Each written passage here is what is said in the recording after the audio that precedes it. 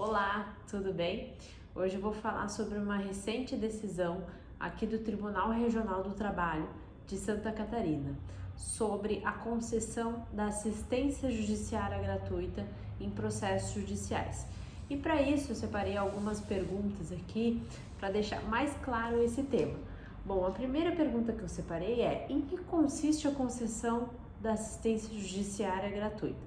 Assistência judiciária gratuita é um benefício dado às partes que estão litigando judicialmente e que não podem arcar, eventualmente, com custas e honorários no processo. Basta a parte, então, pedir à JG e comprovar a insuficiência de recursos. A segunda pergunta que eu separei é: como esse assunto foi abordado na sessão do Pleno do TRT 12 aqui de Santa Catarina? Bom, muito se discutia se apenas a declaração de pobreza era suficiente para a pessoa ganhar a assistência judiciária gratuita ou se a pessoa deveria comprovar que não possuía rendimentos suficientes para pagar as custas e eventuais honorários do processo sem que isso prejudicasse a sua subsistência. Na CLT, a gente tem uma disposição que diz que a parte deve comprovar essa insuficiência de recursos.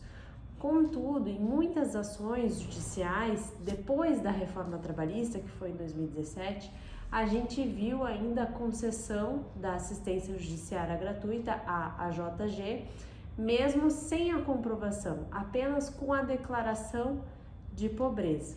Ocorre que aqui no TRT 12 foi instaurado um IRDR, que é um incidente de resolução de demandas repetitivas.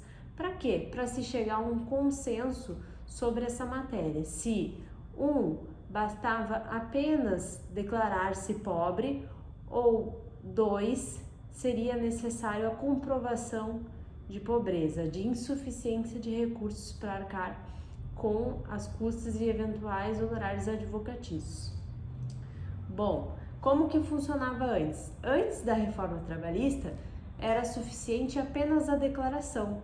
Depois da reforma trabalhista, é que foi exigida essa comprovação, em que pese alguns juízes e desembargadores estivessem concedendo a JG sem a comprovação. Hoje nós temos outra realidade aqui no Tribunal Regional do Trabalho de Santa Catarina, que é que se deve comprovar sim a insuficiência de recursos. Não basta apenas pedir, mas deve-se comprovar.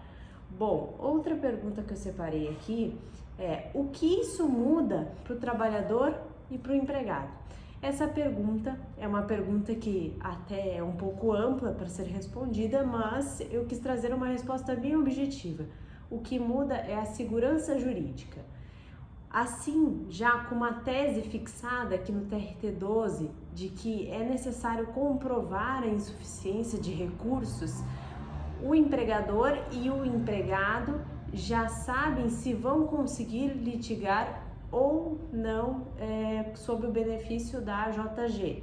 Eu falo empregador porque o empregador também pode usar desse benefício, desde que ele comprove mediante demonstração de resultado, balanços, enfim, documentos contábeis da empresa, fiscais da empresa, que a empresa não possui uma situação financeira viável a pagar custos e eventuais honorários. E o empregado vai juntar sua declaração de renda, contra-cheque, imposto de renda, enfim, documentos hábeis a comprovar sua hipossuficiência financeira para litigar naquele processo.